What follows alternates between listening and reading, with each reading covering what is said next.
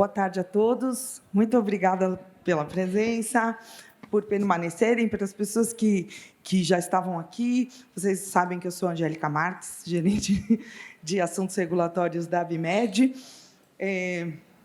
Nós estamos aqui trazendo mais um painel da nossa jornada regulatória, com muito orgulho.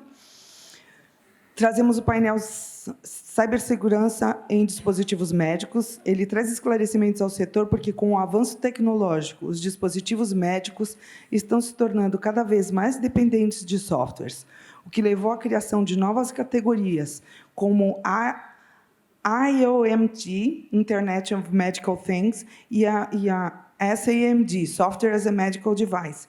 Embora essas inovações ofereçam inúmeras vantagens no cuidado aos pacientes, é importante ressaltar que a conexão desses dispositivos à rede e à internet pode abrir uma nova porta para a ação de cibercriminosos, aumentando o risco de vulnerabilidades e ameaças à segurança dos dados e dos pacientes. A GEQIP traz aqui o entendimento da Anvisa sobre as melhores práticas com relação a procedimentos, rotinas e métodos considerados adequados ao cumprimento dos requisitos técnicos ou administrativos aplicados à cibersegurança em dispositivos médicos. A ABIMED disponibiliza em seu portal posicionamento global da indústria sobre práticas recomendadas de cibersegurança. Para essa exposição, temos o prazer de trazer aqui conosco o Dr. Hélio Bonfim de Macedo Filho. Ele é bacharel em Ciência da Computação pela Universidade Federal do Ceará. É mestre e doutor em Engenharia de Sistemas e Computação pela Universidade Federal do Rio de Janeiro. Atualmente é servidor público na Anvisa. Tem 3 anos de experiência como analista de sistemas, 5 anos com telecomunicações e 7 anos como professor, até hoje, desde 2019. Na Anvisa, exerceu as funções de analista administrativo, coordenador de segurança digital e assessor da Gerência Geral de Tecnologia de Produtos para a Saúde, onde está atualmente. A vice-coordenadora do Comitê de Inteligência Regulatória da ABIMED, Carolina Torres, representa aqui as associadas à ABIMED. A Carolina é graduada em Engenharia Biomédica, com especialização em capacitação, gestão da qualidade de processos e MBA em gestão e liderança de pessoas. Possui 10 anos de experiência na área regulatória e atualmente trabalha na Roche Diagnóstica Brasil como gerente de assuntos regulatórios e qualidade. Doutor Hélio, a palavra é sua. Reservamos 20 minutos do nosso tempo aqui para a sua apresentação. Por favor, muito obrigada. Seja bem-vindo. Obrigado, Angélica.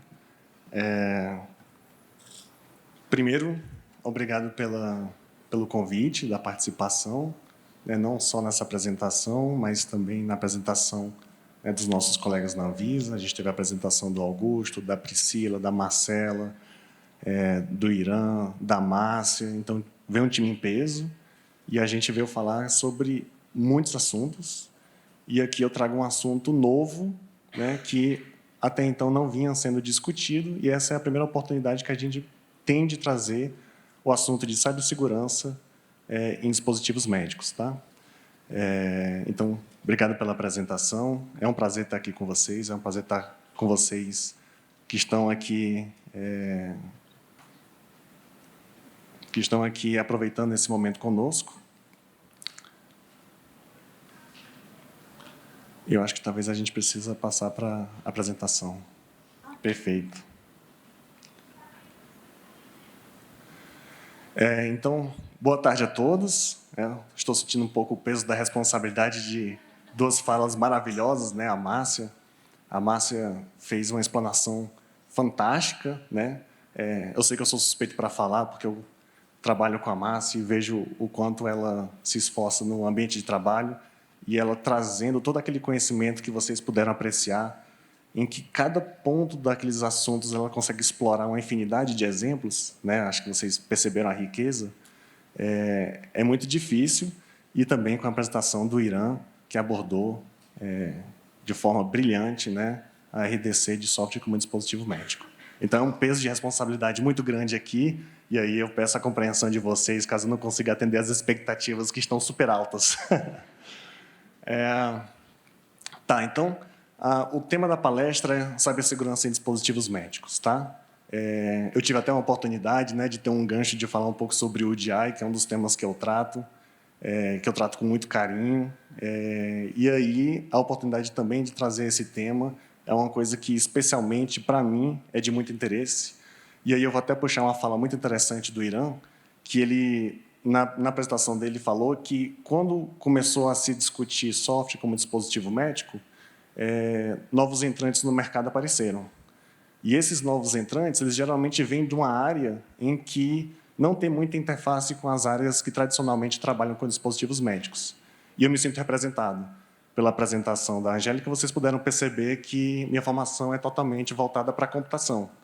E aí, entrando na área de dispositivos médicos desde 2019, eu pude conhecer esse novo mundo e eu trago para vocês aí 3 anos em que eu consegui intercalar esses aprendizados, né, da minha fundamentação acadêmica com a fundamentação da experiência dos colegas, especialmente do Irã, que trabalha com software, ainda que sua formação seja de engenheiro mecânico. E aí a gente vem iniciar essa apresentação pelo conceito mais importante, tá? E aí eu trouxe, ainda destacado, não trazendo especificamente para o assunto de dispositivos médicos, porque cibersegurança tem sido discutido bastante em várias áreas, né? Se eu pudesse sintetizar 2 termos que vocês já devem estar calejados de ouvir, não só na área de dispositivos médicos, mas em outras áreas, é cibersegurança e inteligência artificial. E não é à toa que, na apresentação anterior, foi tocado pela Patrícia de que um dos temas, né, que foi bastante escutado na feira hospitalar é justamente inteligência artificial.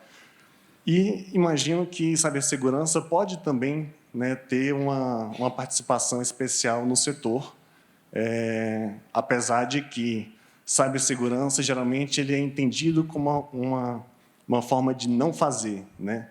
Enquanto a inteligência artificial é uma forma de fazer. E aí a gente sempre...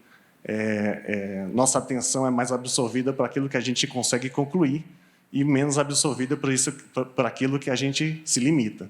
E aí, quando você olha a descrição de cibersegurança, é justamente isso que ele tenta trazer, aqui especificamente é da IEC, né, 80001, essa definição que, basicamente, a gente pode sintetizar com 4 termos. O processo de autenticação, o processo de confiabilidade, o processo de integridade e o processo de disponibilidade. A autenticação é para saber se o sistema, o software, enfim, aquilo onde a cibersegurança está sendo aplicada, se a pessoa tem a autorização para poder acessar o dado, acessar a informação, enfim, o acesso. A integridade, na verdade, antes a confiabilidade, porque a gente decora pela sigla, né, a CID. A confiabilidade é justamente você ter a certeza que uma informação, quando ela é sensível, ela só é acessada por aquela pessoa que tem a possibilidade de ver essa informação, tá? E aí tem a integridade, que é a questão da consistência, né? A menos que tenha sido intencional a modificação e que aquilo produza um resultado esperado, a integridade quer evitar justamente a manipulação não intencional ou então a manipulação maliciosa. E a disponibilidade é o fato da informação estar disponível. Se eu tenho a possibilidade de acessar e se eu tenho a possibilidade de acessar a informação confidencial, ela também tem que estar disponível no momento que eu preciso, né? Ela tem que ser tempestiva. Não adianta ela vir no momento posterior. E eu sei que todos agora estão se perguntando o que isso tem a ver com dispositivos médicos, né? Porque até agora eu estou falando só de um conceito puramente informático. Eu fiz uma busca muito simples. Eu procurei por cibersegurança, hospital, serviço de saúde, hacker. E aí, para minha surpresa, você consegue hospitais de extrema relevância no âmbito nacional, com notícias em veículos de comunicação conhecidos, quer dizer, uma informação que a gente considera confiável, basicamente para todos os meses. E se a gente for procurar um pouco mais, certamente a gente vai encontrar, talvez, para uma frequência maior, talvez toda semana sai uma notícia parecida e tudo. E isso é o que a gente fica sabendo, porque, na prática, a gente sabe que muitas desses problemas cibernéticos acontecem sem o nosso conhecimento, e algumas vezes elas são conhecidas, mas elas não são divulgadas. Então, se chegou no momento em que as informações que estão sendo conhecidas e divulgadas têm essa frequência, é porque certamente isso está afetando bastante o que é a nossa preocupação principal, que é a segurança do paciente. Inclusive, numa dessas notícias, fala de casos de falecimento por causa de cibersegurança, né? Então, isso já traz aí uma atenção especial para o tema.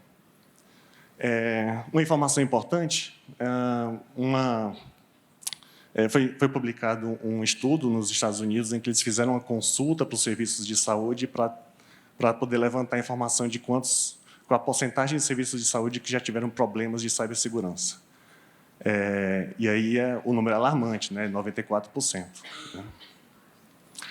Bom, e aí a gente vai entrando um pouco mais no mundo, né, de dispositivos médicos e discutindo a cibersegurança em relação a isso. O que vocês podem perceber, né, acho que na feira hospitalar tem muitos exemplos, a gente tem uma proliferação de dispositivos médicos que estão cada vez mais conectados à rede, né? E aí existe aí uma relação que quanto mais eles estiverem expostos, quanto mais for a superfície de contato, maior a chance de problemas que antes não aconteciam agora passam a ocorrer, né? Porque o acesso está mais fácil. E aí essa é a nossa primeira preocupação. Os dispositivos médicos estão cada vez mais conectados às redes de computadores. Ainda que a gente fale sobre dispositivos médicos conectados, a gente tem que lembrar que também tem problemas de cibersegurança para dispositivos médicos que não estão conectados. Muitos deles têm interface. Então, se você consegue acessar fisicamente um dispositivo médico, você pode manipulá-lo de forma intencional e maliciosa para prejudicar a segurança de um paciente, por exemplo. Então, ainda que a gente traga isso como destaque, talvez seja mais para capturar a atenção de vocês do que, de fato, ser uma preocupação exclusiva, né? A preocupação aqui é de todos os dispositivos médicos. E aqui explora um pouco mais o texto e a explicação também que a nossa preocupação, quando a gente fala sobre cibersegurança, a gente colocou o conceito informático, mas a nossa preocupação ela não é sobre a segurança da informação, ela é uma preocupação voltada para a segurança do paciente. Se é uma informação, sei lá, uma informação confidencial de cadastro de um paciente, ela se torna conhecida por pessoas que não deveriam conhecê-las, essa é uma preocupação que talvez deveria ser tratada pela Agência Nacional de Proteção de Dados. No caso da Anvisa, que a nossa preocupação maior é a promoção da saúde da população, a nossa preocupação é voltada para a parte de cibernética que interfere na vida de um paciente e que pode prejudicar o desempenho do dispositivo médico ou até mesmo afetar o uso pretendido daquele dispositivo médico. E aí, é sempre bom lembrar, né? Eu acho que provavelmente essa plateia é bastante qualificada para a gente conseguir ilustrar com exemplos dispositivos médicos que atraem nossa atenção para o tema, é que dispositivos médicos são usados, né, cada vez mais frequentemente. A gente tem especialmente essas tecnologias que a gente chama das Big Techs, né, que fazem monitoramento das pessoas através de smartwatches. Então, eu imagino que uma porcentagem significativa dessa sala aqui tem pessoas que estão utilizando o dispositivo médico no braço agora.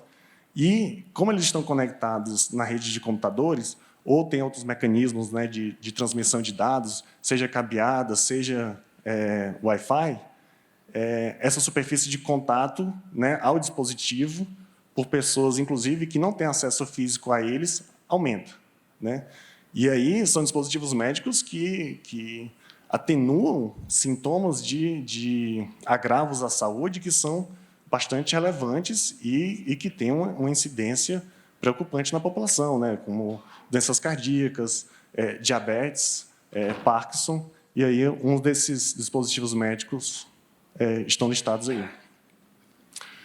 Bom, essa figura sintetiza o que a gente vem discutindo até agora. Então, a gente está falando sobre cibersegurança, mas não é cibersegurança como um todo. E a gente também está falando de dispositivos médicos, mas também a gente não está falando sobre dispositivos médicos puramente. O que a gente está olhando aqui é essa interseção entre os dois, que é justamente os riscos de cibersegurança que afetam o paciente. E aí eu faço uma pausa. Né? Esse primeiro momento da apresentação foi para falar sobre os conceitos e para contextualizar a gente sobre o que é que a gente está falando. E agora eu vou discutir como isso vem sendo tratado no mundo. Né? Veja que internet nasceu muito, eu acho que foi em 86, né? E a gente está em 2023. Então tem aí são 36 anos, né? 37. São 37 anos em que nada disso existia antes. E as coisas elas estão acontecendo muito mais depressa. Né? Quanto tempo a gente, né? Quanto tempo a gente levava para tomar conhecimento de um avanço tecnológico? E quanto tempo a gente precisa hoje, né, para tomar conhecimento de um avanço tecnológico? Então, da mesma forma, o assunto vem sendo tratado de uma forma mais acelerada. Né? E ela vem sendo tratada de forma mais acelerada por, basicamente, dois mecanismos que a gente olha com carinho. Um deles é a Organização Internacional de Padronização. ISO, UL, AME. Então, tem sido desenvolvido normativos, na verdade, padronizações, que, às vezes, tratam de casos específicos. Né? Então, a gente tem normativos que tratam sobre dispositivos médicos voltados para diabetes, a gente tem casos específicos de cibersegurança tratada para IVD, né, dispositivo para diagnóstico in vitro, e a gente também tem o arcabouço legal dos países. Né? Então, a gente vai mostrar uma figura aqui, muito brevemente, indicando que, nos últimos anos, teve uma publicação de vários guias sobre cibersegurança em dispositivos médicos. Né? É até difícil você encontrar em outros temas relacionados a dispositivos médicos tantas publicações ao mesmo tempo. Né? Daí vocês entendem a importância de tratar um assunto que está acontecendo rápido, veloz, e que todos os dias estão sendo descobertos, a gente chama de zero day, né? Estão sendo descobertas novas falhas e, especialmente, também dispositivos médicos que precedem essa normatização frequente. Né? E, quando eu falo precede essa normatização frequente, não, recente, eu estou falando, talvez, de 5 anos atrás. Né? Então, mais para frente a gente vai falar um pouquinho, quando a gente fala sobre dispositivo médico legado em cibersegurança, não é um dispositivo médico que tem 30 anos, 40 anos, que está lá no serviço de saúde até próximo de ser descontinuado. É um dispositivo médico que tem 5 anos. Então, é até interessante você ver que a definição de legado é totalmente diferente nessa área. Né? Bom, organizações de padronização, eu vou passar mais rapidamente nesse slide, porque as referências mais importantes estão todas listadas no slide seguinte. Eu imagino que as apresentações são disponibilizadas para o público, né? E aí vocês vão ter a oportunidade de entrar um pouquinho e começar a ler cada uma, e vocês entrarem nesse mundo e entenderem que é um mundo, apesar de muito recente, muito vasto. E aí, alinhado ao que eu vinha dizendo, observem que essa linha do tempo ela tá sendo encerrada ali em 2018, porque ela foi uma figura extraída de um capítulo do livro de tecnovigilância publicado pela Anvisa em 2021, talvez. Né? Eu acho que o material foi escrito em 2020, foi publicado em 2021. Então, tem um recorte aí que já tem 5 anos. Mas vocês podem acompanhar na figura justamente aquilo que eu retratei. Enquanto 2010, 2011, 2012, a gente tinha poucas padronizações e que, quando eu marco aqui com asterisco, é uma padronização que é feita para o caso geral, quer dizer, a gente nem está falando de dispositivo médico, quando a gente olha para 2016, 2017, 2018, a gente já vê uma outra realidade. E a gente está falando de um espaço temporal de 2018 menos 2010 mais 1, de 9 anos. Né? E aí a gente tem várias organizações diferentes tratando o assunto, para dispositivos médicos, para IVD, para diabetes, para informática em saúde, para serviços de saúde. Então, é muito material. Aqui está a listagem, vocês vão ter acesso, e aí, na apresentação, quando vocês puxarem da internet, vocês vão conseguir se debruçar por cada um deles. E aqui é o arcabouço regulatório internacional, né? Então, a gente tem várias discussões do MDRF, o Irã trouxe algumas aqui. A gente tem grupos de trabalho sobre software, a gente tem grupos em vários casos, inclusive cibersegurança. E o grupo de trabalho de cibersegurança, inclusive, é um grupo que, da mesma velocidade que vocês veem sendo publicados as padronizações, esse grupo de trabalho do MDRF também tem publicado com uma velocidade incrível, né?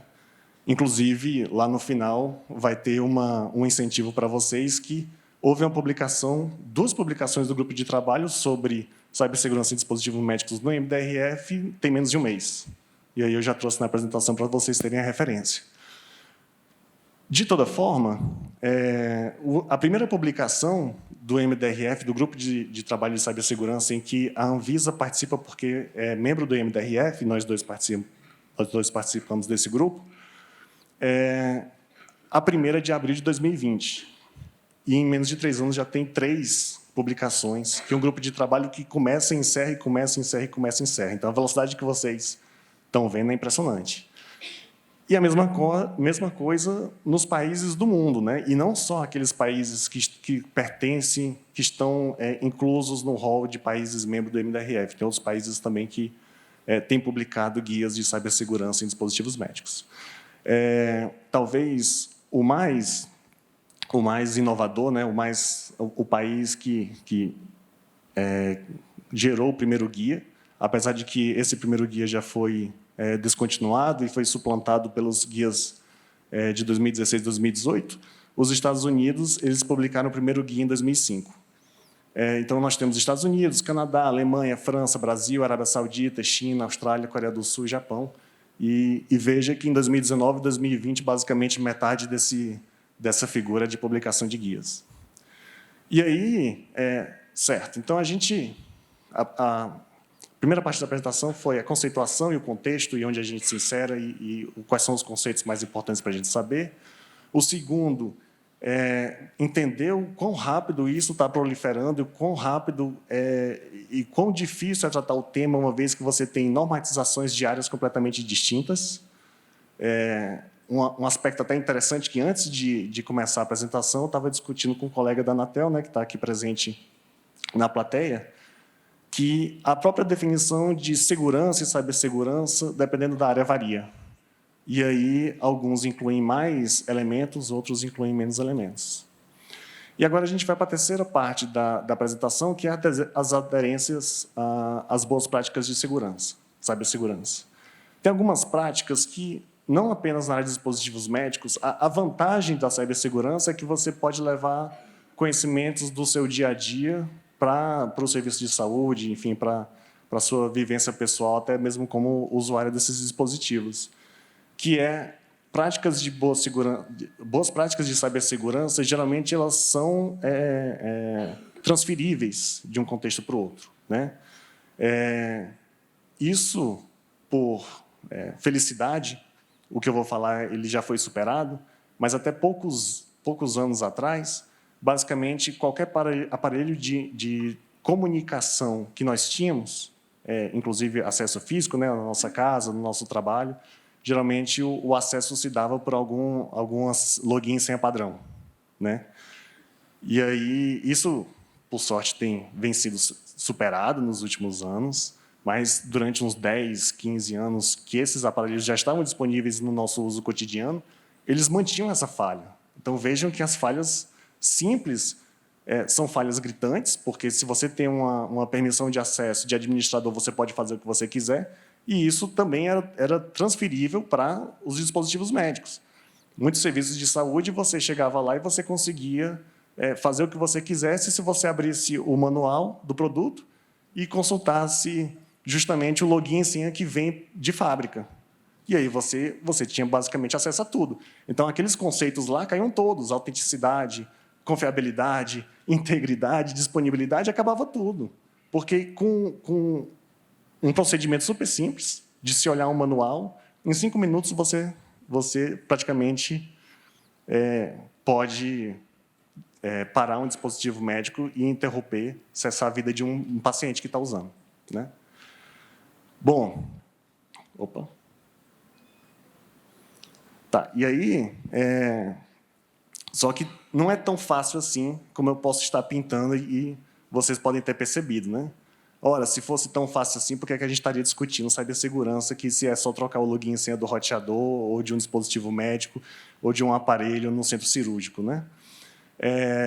A gente também tem realidades muito diferentes. Não é só uma questão de você entender que abrir um manual pode te dar um acesso não autorizado. É uma questão de entender que você está falando, aí, especialmente no Brasil, de uma dimensão continental. Você tem um espectro de conhecimento que vai do 0 até o 100%, né? Na nossa vida cotidiana, né? Inclusive pessoas que administram esses equipamentos. E a gente também tem um espectro de realidades tecnológicas. Tem dispositivos médicos legados que não se troca você nem consegue trocar a senha padrão de administração. Como é que você faz aí, né?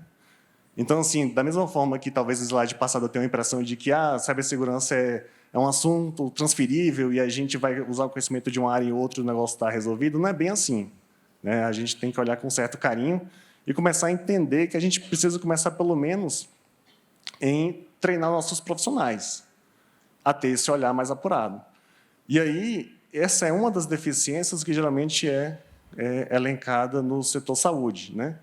Justamente, quantos de vocês trabalham, né, em serviços de saúde ou têm contato com pessoas de serviços de saúde que teve qualquer formação em segurança e cibersegurança? Eu arrisco a dizer que talvez seja uma porcentagem muito inferior a 20%. Né? Talvez aqui, quantos de vocês tiveram treinamento sobre cibersegurança? Se alguém teve treinamento de cibersegurança, levanta a mão, que eu estou bem interessado. Ninguém? Uma pessoa. Né? Então, assim, preocupante. Talvez alguém levantou aqui a mão e eu não tenha percebido. Mas isso é uma realidade do nosso setor. Tá? Se você vai na engenharia aeronáutica, dificilmente você vai encontrar essa realidade. Então, a gente, sabendo dessa circunstância, a gente tem que trabalhar para superá-la. Equipamento legado. Bom que eu já trouxe a definição do que é um equipamento legado na área de dispositivos médicos. Não é aquele equipamento que é velho, é aquele equipamento que você talvez não consiga nem superar as suas falhas através de orientações do fabricante ou configurações do equipamento. Às vezes, você não consegue nem superar com medidas compensatórias. O que seria uma medida compensatória aí? Se você tem um dispositivo médico legado no seu centro cirúrgico e ele está conectado à internet, talvez você colocar um firewall, que é um equipamento que controla o tráfego de entrada e saída de um serviço de saúde, por exemplo, talvez ele resolva o seu problema. Mas alguns equipamentos, o fabricante nunca colocou na instrução de uso qual é o meio de comunicação, qual é a porta que aquele equipamento utiliza para se conectar, ou que, na verdade, não utiliza. E aí, quando você não tem essa informação, se você colocar um firewall e esse equipamento precisa usar a internet para executar sua função, ou se ele precisa pegar uma atualização do software dele para contornar determinados problemas de cibersegurança, você para esse equipamento, já que você não sabe o que é que você está bloqueando, o que é que você não está bloqueando, se você está bloqueando o que pode, ou se você está bloqueando o que você não pode. Então, o equipamento legado é um problema porque até medidas compensatórias que não têm nada a ver com o dispositivo médico podem ser prejudiciais e afetar o que a gente mais se preocupa aqui, que é a segurança do paciente. Próximo ponto, conectividade prematura. É super natural, tá, gente? E eu acho que isso aqui não é só do setor saúde. Eu acho que qualquer área que a gente vai encontrar isso. Quando você tem um dispositivo inovador, né, que cumpre uma função que no mercado não existe, e você tem uma vantagem competitiva, qual é o seu primeiro raciocínio? O seu primeiro raciocínio é correr para colocar esse produto no mercado. Só que correr para colocar esse produto no mercado incorre custos. E um dos custos é você não ter desenvolvido esse produto considerando segurança como um princípio basilar. E aí o produto ele certamente vai atrair a atenção do público, já que ele tem uma vantagem competitiva, mas, por outro lado, talvez ele, num curto espaço de tempo, possa prejudicar a imagem da sua companhia quando ele for afetado por uma falha de segurança cibernética e esse produto puder, né, ser interrompido no seu uso e um paciente vir a óbito. Bom, configuração inadequada, a gente já trouxe um exemplo aqui bem simples, né? Mas a gente pode trazer vários exemplos sobre configuração inadequada. A gente utilizou aqui o acesso por credenciais padrões que vêm nas instruções de uso, mas aqui a gente poderia elaborar vários problemas de configuração inadequada. Alguns, às vezes, inicialmente, nem parecem uma configuração inadequada, como, por exemplo, você desabilitar uma porta de comunicação USB, né? Uma coisa simples que muitos equipamentos têm, às vezes até mesmo para poder se conectar para baixar uma atualização de um software. E aí, se você deixa aquela porta habilitada, tem falhas, tem possibilidade de se explorar falhas, de você passar um software malicioso através dessa comunicação para dentro do seu equipamento. E aí, quais são as boas práticas no setor saúde? O primeiro ponto é que a gente tem vários agentes que podem ajudar nesse processo de você ter uma melhor cibersegurança. Os agentes mais importantes são os que a gente colocou aqui. São os fabricantes, os serviços de saúde, os órgãos reguladores e, especialmente, os pacientes. Eles são os únicos? Não são. É muito comum, especialmente na área de segurança, pessoas que talvez não estejam nem interessadas em se trabalhar com dispositivos médicos, mas são pessoas que, talvez até por diversão, querem encontrar falhas de segurança no equipamento, ou num software, no que seja. E aí, essas pessoas têm um papel fundamental. Elas não estão listadas aqui, mas elas têm um papel fundamental. E o papel fundamental que elas têm é divulgar com responsabilidade as falhas que elas encontram, que talvez seja por diversão, porque essa diversão ela pode ser prejudicial se ela for divulgada de forma arbitrária, né? Então, um dos pontos mais importantes é você também ter mecanismos que envolvam minimamente os fabricantes e os órgãos reguladores sobre a divulgação de falhas, né? Especialmente quando a gente tem, no caso da Anvisa, os alertas sanitários, a gente tem que tomar um cuidado para divulgar um alerta sanitário que ele venha a ser divulgado em momento tempestivo, né? Não seja muito precoce, a ponto de colocar em risco a vida das pessoas, mas também que não seja muito tardio para que a correção dessa falha não venha tarde demais e aí essa falha seja explorada por alguém e traga um dano ao paciente. Então, compartilhar tempestivamente informações de cibersegurança é bem importante e não é apenas comunicar a falha, né?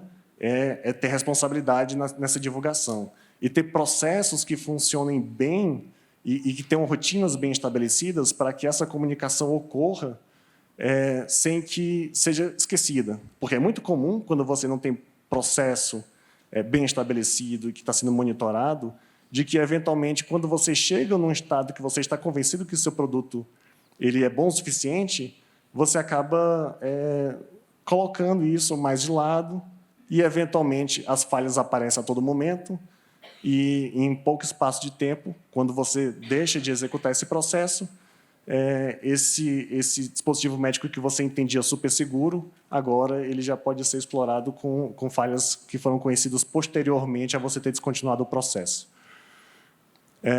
E aí, outra boa prática no setor de saúde também é o uso de modelos de avaliação de vulnerabilidades. As falhas nos produtos, eles certamente têm escalas diferenciadas de atenção e de tratamento, né? E aí, quando você considera o risco daquela falha prejudicar um paciente com a possibilidade que aquela falha pode ser identificada e explorada, Isso você pode utilizar como fatores para a sua conta e ranquear, né, as falhas que você tem e tratar aquelas que são mais urgentes. E aí você começa a ter um plano de gerenciamento de risco que você vai evoluindo e aí você vai internalizando nos seus processos. Mais boas práticas. Sensibilização das partes interessadas. Então, apesar de alarmante de ter visto de que pouquíssimas pessoas aqui têm conhecimento e tiveram treinamento em cibersegurança, quando você traz atenção para isso e sensibiliza as pessoas e vê qual é o dano potencial que cibersegurança pode ocasionar, eu acho que esse é um primeiro passo para a gente não ter mais esses problemas acontecendo nos nossos ambientes. Mas, assim, vamos treinar todo mundo? Não sei. O custo de treinar todo mundo talvez não se justifique.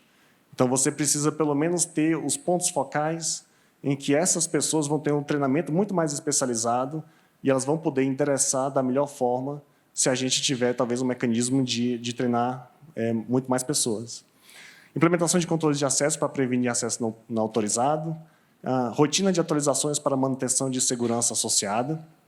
E aí a gente sabe que a gente também tem que entrar numa esfera de entender o ambiente que o dispositivo médico está sendo utilizado. Se ele estiver sendo utilizado num serviço de saúde, ele pode contar com o apoio de um técnico que pode atualizar, né? E aí atualizações mais críticas podem ser feitas por um técnico do serviço de saúde. Agora, se você está em domicílio, né, com treinamento com o uso de um dispositivo médico em domicílio sem um acompanhamento de um profissional, você sabe que tem algumas atualizações críticas que é muito sensível colocar para um paciente fazer, né? Então, a gente tem que começar também a pensar em que tipo de serviço de saúde a gente está olhando para as rotinas de atualização, porque cada caso é um caso e a gente tem que tratar de forma diferenciada esses casos para que, mesmo na boa intenção de você ter um software atualizado que contorna esses problemas, um software atualizado que contorne esses problemas não possa, por causa de uma má atualização, ser interrompido o seu uso de forma muito breve. Desabilitar recursos não utilizados como porta USB, isso eu mencionei, e uso de duplo fator de autenticação compatível com a rotina do profissional. Se você colocar um fator de autenticação, ele te dá uma segurança a mais no uso do produto, no acesso ao produto, mas se você colocar um duplo fator de autenticação, não sei se vocês estão familiarizados com esse termo, sim, né? Mas assim, eu vou dar uma explicação muito breve. Tem 3 formas de você mostrar que você é a pessoa autorizada para acessar um equipamento ou um dado, o que seja.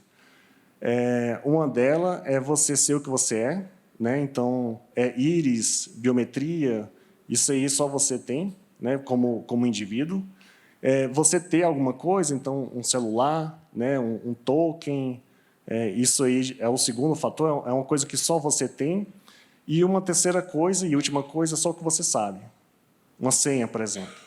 E o que a gente está vendo é que, na verdade, para os especialistas em segurança, senha é uma coisa que já deveria ter acabado há muito tempo. Porque hoje a gente já tem muito acessível a tecnologia de leitura de biometria que poderia substituir a senha e ser muito mais efetiva no controle de acesso, né? Mas aí, quando você tem 2 desses 3 fatores, isso já é considerado pela comunidade de segurança o suficiente para controle de acesso.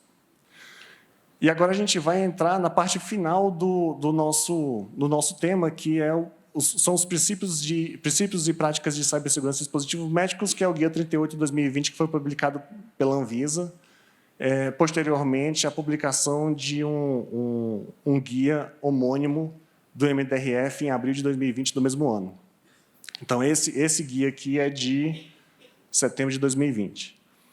Princípios, né? Então, a gente tem alguns princípios basilares que a gente entende que, uma vez que a gente tem esses princípios fundamentando nossas práticas, talvez a execução dessas práticas que podem parecer um custo administrativo a mais, eles vão ser suavizados ao longo do tempo. Então, um deles é entender que cibersegurança é uma questão global, né? vocês devem lembrar que talvez em 2018, 2019, já não me lembro exatamente o ano, mas teve o WannaCry. O WannaCry foi um ransomware que basicamente, em 24 horas, alastrou o mundo e afetou muitos serviços de saúde, inclusive tivemos alguns serviços de saúde em vários países considerados muito modernos, considerados também com a maturidade de segurança elevada, basicamente interrompendo, né, suas atividades e ficando apenas com atividades muito essenciais, como UTI, né, e teve que desligar dispositivo e tudo. Então, é uma questão global e é uma questão de também de se alastrar muito rápido, né? Então, os incidentes afetam pacientes globalmente muito rapidamente. Ciclo de vida do produto. Se você começa a considerar segurança desde a concepção do produto, lá na frente você vai compensar essa preocupação inicial. Por que eu digo isso? É bem estabelecido na área de software que, quando você está focando seus esforços na manutenção e na evolução do seu software, depois do desenvolvimento dele, o seu custo só cresce, e cresce muito rápido. E quando você pensa, desde o começo, na evolução do seu software, e isso aí está incluso cibersegurança, desde o início, lá na frente, esse custo que, após o desenvolvimento, ele sobe muito rápido, ele fica controlado. Então, você tem um custo inicial mais alto para ter um custo final muito menor. E aí, na soma total dos custos ao longo do ciclo de vida de um produto, esse custo é suavizado, né? Ele é amortizado. Então, assim, você tem que pensar na segurança do produto, na concepção, na pesquisa, no desenvolvimento, na verificação, na validação. Depois que ele vai para o mercado, você também tem que ter uma preocupação constante, você tem que ter uma preocupação durante a vida útil do produto, tem que ter uma preocupação também até chegar ao momento do fim do seu suporte. E aí, uma questão interessante de você perceber é que, no fim do suporte, após o fim do suporte, a transferência da responsabilidade deixa de ser do fabricante, de ter esse cuidado durante todo esse tempo, para o paciente. E aí o paciente tem que ter uma preocupação de ele utilizar um dispositivo médico que tenha minimamente um suporte funcionando para que ele tenha um apoio do fabricante. Responsabilidade compartilhada. Então, a gente tem aqueles 4 atores, né, que a gente definiu, as agências reguladoras, os pacientes, os fabricantes, e também aquelas pessoas que encontram as vulnerabilidades, têm um papel importante, mesmo que talvez elas não sejam da área da saúde, e o compartilhamento de informações, que é a divulgação coordenada de vulnerabilidades, para que você divulgue de forma responsável e tempestiva, de modo a não prejudicar porque você divulgou prematuramente e não prejudicar quando você divulga tardiamente um problema para as pessoas, no eventual recall, resolverem seus problemas. E aí, quais são as práticas, né? A gente fez uma divisão aqui, apesar de não estar estruturada dessa forma no guia, não tão explicitamente assim, para trazer para vocês uma forma diferente de ver o que está escrito no guia. Então, a gente basicamente dividiu aqui em pré-mercado e pós-mercado. E, especialmente no pré-mercado, a maior preocupação são dos fabricantes.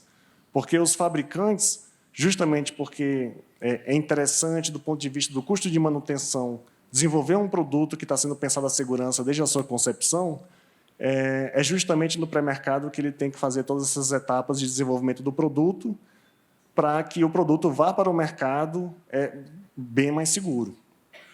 E aí tem alguns elementos que são extremamente importantes para o mercado, tanto para a sua execução quanto para a submissão regulatória, que são os requisitos de segurança. Quer dizer, você tem que pensar desde cedo os requisitos não funcionais, ou seja, são requisitos que não foram criados para atender a finalidade do produto, mas sim trazer elementos para o produto que aperfeiçoem seu uso, né, o caso de segurança. O gerenciamento de risco, TPLC é o ciclo de vida total do produto. Então, quando você pensa em cibersegurança, você tem que pensar, inclusive, até o momento do fim do suporte, né, que isso já está com o seu produto no mercado há um bom tempo. Testes de segurança, especialmente, o Irã falou muito brevemente sobre verificação e validação. Verificação é quando você vê se os seus requisitos funcionais e não funcionais, aí inclusos os de segurança, né, de cibersegurança, eles atendem aquilo que foi desenhado para ser atendido, e o aspecto da validação é se o produto atende ao uso pretendido. E aí, até a questão do uso pretendido do produto, você também tem que avaliar os aspectos de cibersegurança nele. E a rotulagem e a documentação de segurança, né? Então, a rotulagem, você vai ter as orientações no rótulo, também falando sobre cibersegurança. Lembrando que isso aqui é um guia, e como guia não é mandatório, tá, gente? É tudo recomendativo. E no documento de segurança, você vai colocar, fora das instruções de uso, além das instruções de uso, você vai colocar informações interessantes do ponto de vista de segurança. Então, se você for atualizar o seu dispositivo médico, né, que pode ser um SAMD, um software como dispositivo médico, como é que você vai fazer essa atualização? Né? Como é que você vai comunicar a um fabricante o conhecimento de uma falha que você tomou conhecimento porque você tentou descobrir e descobriu uma? Né? Talvez essas informações no documento de segurança é o local mais apropriado. E, em pós-mercado, a gente acaba entrando com os outros atores, mas não excluindo o fabricante, porque a gente lembra que a segurança tem que ser uma preocupação constante, tanto no pré-mercado quanto no pós-mercado.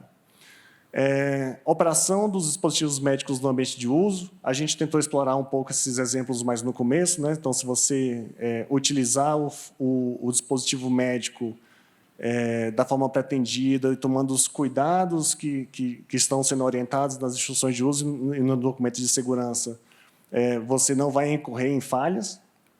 O compartilhamento de informações, a divulgação coordenada de vulnerabilidades, a correção de vulnerabilidades, e aí entra um aspecto interessante que é a questão preventiva e corretiva, né? Quanto mais a gente puder prevenir um problema, melhor do que a gente atuar na correção. Respostas a incidentes, ou seja, a falha existe, um incidente ocorreu, e aí como você responde a isso é uma preocupação que tem que ser de todos os intervenientes, não só apenas dos fabricantes, e a questão dos dispositivos médicos legados. Né? E quais são os nossos desafios em curso? Como eu mencionei para vocês mais ou menos na metade da apresentação, existe uma preocupação bem intensa, né, de cibersegurança. Você vê pelo ritmo de publicação dos guias do MDRF e do ritmo de publicação dos guias dos outros países. Alguns, inclusive, têm aspectos mandatórios, né? O FDA tem regramentos específicos para cibersegurança. E aí, basicamente, os dois assuntos que, dentro do âmbito do MDRF, não significa que não existem outras preocupações relevantes, mas, dentro do âmbito do MDRF, são duas discussões principais que estão conduzindo, inclusive, nossas discussões internas, né, no aspecto de Brasil. Justamente como a gente deve, né, todos aqueles que são solidários às questões de cibersegurança, como é que a gente deve tratar os dispositivos médicos que não foram projetados com segurança em mente e que talvez nem as medidas compensatórias sejam suficientes para contornar os problemas que se impõem. E o outro assunto é um assunto que ficou muito evidente, que é o que a gente chama de supply chain attack. É quando você utiliza outros componentes no seu software, né, que, na hora que você incorpora esses componentes, eles podem ter sido substituídos sem você saber por outro componente que está com o mesmo nome, mas que ele tem implementado lá falhas que, eventualmente, vão ser exploradas pela pessoa que sabe que você colocou esse componente no seu dispositivo médico. E aí, o que fazer no primeiro ponto? Quando o dispositivo médico não foi projetado para se proteger de ameaças. No projeto do dispositivo médico, dificilmente é possível prever todas as ameaças futuras. E eu acho que isso serve para tudo. É por isso que gerenciamento de risco é um assunto tão discutido, especialmente o gerenciamento de risco de cibersegurança. E o que é interessante, já no guia que foi publicado anteriormente, a gente discute justamente você ter um gerenciamento de risco e você ter um gerenciamento de cibersegurança. O gerenciamento de risco é o que a gente já está familiarizado, ainda que no contexto de cibersegurança, que é você tentar identificar as possíveis ameaças que podem ocorrer com o seu dispositivo médico no futuro. E aí, como é que você vai utilizar aquelas 4 estratégias de aceitar, mitigar, transferir ou resolver o problema. Então, assim, o gerenciamento de riscos de cibersegurança é como você vai manter os requisitos funcionando e como é que você vai conseguir orientar os pacientes de tal forma que eles consigam utilizar o seu dispositivo médico da melhor forma possível em relação às atualizações para contornar essas falhas. Bom, e no Supply Chain Attack, o alvo são elementos menos seguros que compõem o dispositivo médico. E é neste contexto que se insere o Software Bill of Materials. Aqui, o ponto é, se você utiliza no seu software componentes, às vezes esses componentes são até bastante conhecidos no mercado, não só dispositivos médicos, mas em outros mercados. E aí tem a questão da falha do Supply Chain Attack. É interessante que, como fabricante, você tenha isso registrado, qual o componente que você está utilizando, qual a versão que você está utilizando, e isso, eventualmente, quando o dispositivo médico estiver no mercado, em especial no serviço de saúde, você ter uma forma de comunicação, de gerar essa lista para o serviço de saúde, incorporar ela. Eu sei que isso, muito provavelmente, a gente está olhando para frente, não olhando para o passado. Eu sei que hoje é um desafio, mas na frente a gente entende que isso deve ser superado. Lá na frente, o serviço de saúde, sabendo de um supply chain attack de um componente conhecido, ele já pode acionar o fabricante, sem que o fabricante tome conhecimento de que aquele componente está no software utilizado pelo serviço de saúde, porque ele recebeu a informação desse Bill of Materials, que você tem justamente a lista dos componentes que são utilizados pelo software. E aí, a vantagem disso também é o aumento de transparência. Então, para o serviço de saúde, também tem que ter segurança do que ele está incorporando no ambiente dele. Bom, referências dessa apresentação. A gente, basicamente, esse é o último ponto da palestra. A gente fez aqui um compilado de vários textos produzidos, tanto pela Anvisa quanto pela MDRF. Então, a primeira referência, que são os princípios e práticas de cibersegurança, que é o Guia 38 de 2020, ele foi mais discutido no final da palestra, é justamente aquilo que a gente tem mais conversado com o setor, e quando o setor procura a gente, é o que a gente tem levado em consideração e pautado nossas discussões. O segundo elemento é o Manual de Tecnovigilância, que talvez vocês já tiveram acesso no portal da Anvisa, é bem interessante, é a segunda versão dele, depois de mais de 10 anos. E ele entra no capítulo de produtos inovadores, é justamente a discussão sobre cibersegurança, e os 3 guias do MDRF que foram publicados no assunto, que eu pautei durante a conversa, né? O de abril de 2020, que fundamentou o nosso guia, e os 2 que foram publicados no mês passado, tanto em 11 de abril de 2023 quanto 13 de abril de 2023, que tratam justamente sobre SBOM, e tratam também sobre a questão dos dispositivos médicos legados. Então, agradeço a atenção de todos e aí a gente fica aqui disponível a perguntas. Obrigado.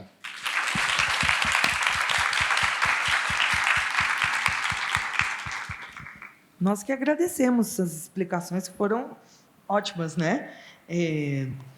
Eu vou rapidamente passar. A Carolina tem perguntas do comitê. Já fizemos uma curadoria, como a gente costuma fazer, e ela vai fazer pergunta para o senhor. Muito obrigada. Eu já tinha deixado até a água para o senhor. Obrigada. Vamos lá. Primeiro de tudo, obrigada, doutor Hélio, e também gostaria de parabenizá-lo pelo tema. Eu acho que é um assunto muito relevante, que a gente vem cada vez mais escutando falar, assim como a inteligência artificial, que foi comentado pela Paty. E é um tema que tem chamado muita atenção, principalmente no âmbito regulatório, e a gente tem escutado muito de cibersegurança envolvendo outras questões que não só dispositivos médicos, por ataques recentes que foram ocasionados aí a agências sanitárias, como o caso da Colômbia, né, da Envime, da ANMAT, da Argentina. Então, acho que ficou claro pela sua apresentação que, de fato, o tema aqui ele aborda no Guia, né, 38, muito com relação à cibersegurança de dispositivos médicos, mas eu acho que o tema realmente é muito mais amplo e, com toda certeza, vem sendo ainda assim uma preocupação para o setor, né?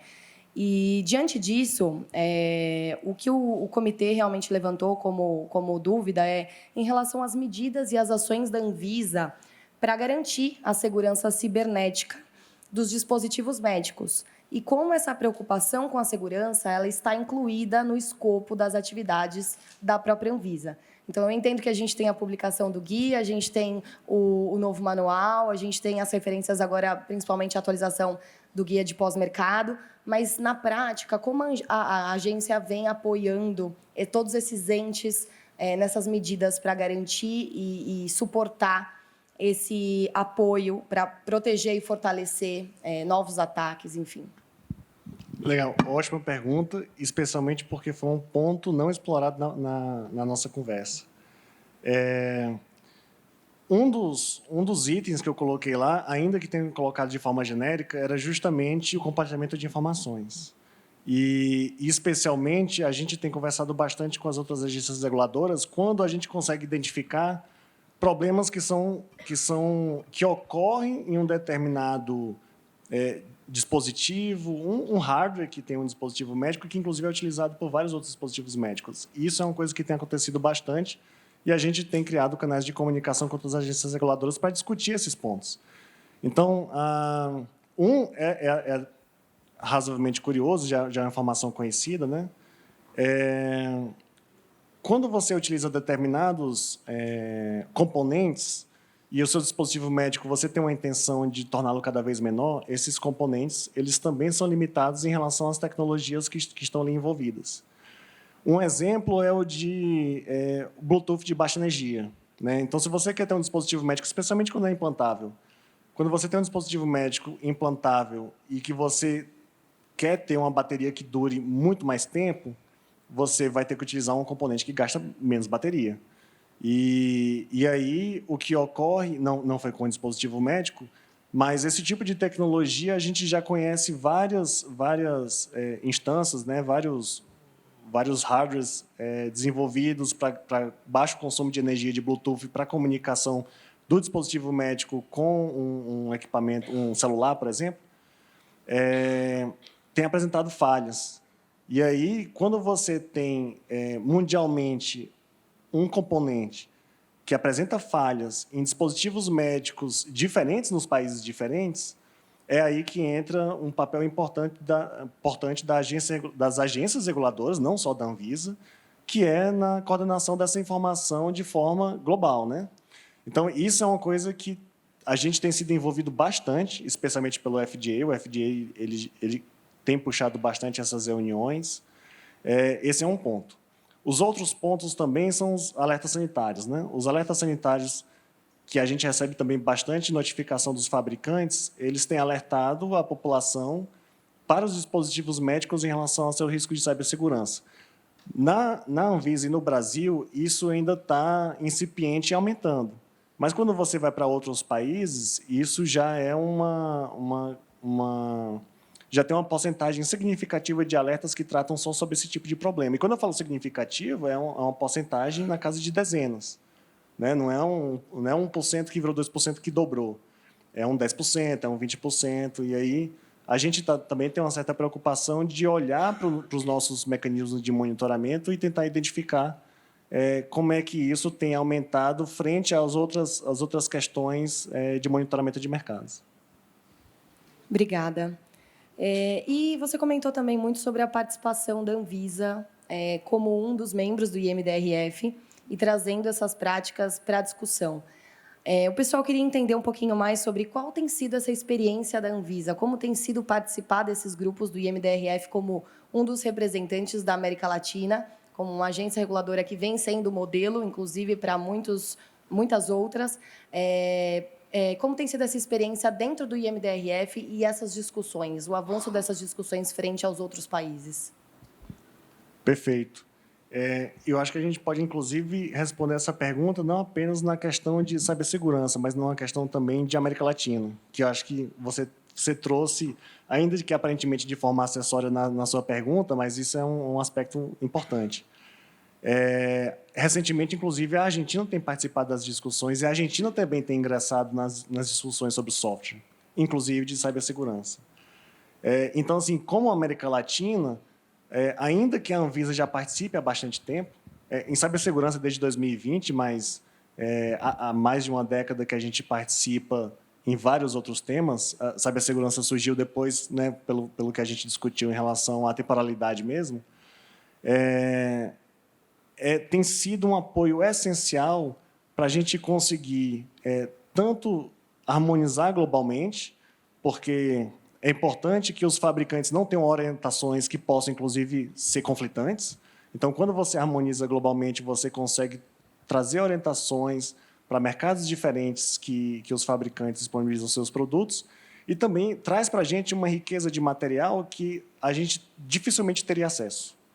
Quando você tem as agências reguladoras cooperando entre si nesses mecanismos de fórum internacional, que tem, inclusive, a participação do setor regulado, a gente amadurece também academicamente e também os conhecimentos, porque o que está acontecendo fora, às vezes, não acontece aqui, a gente fica sabendo com bastante antecedência, e isso tem sido relevante, especialmente na minha função como assessor da área de gerência geral de tecnologia de produtos para a saúde, porque o acesso é muito mais facilitado.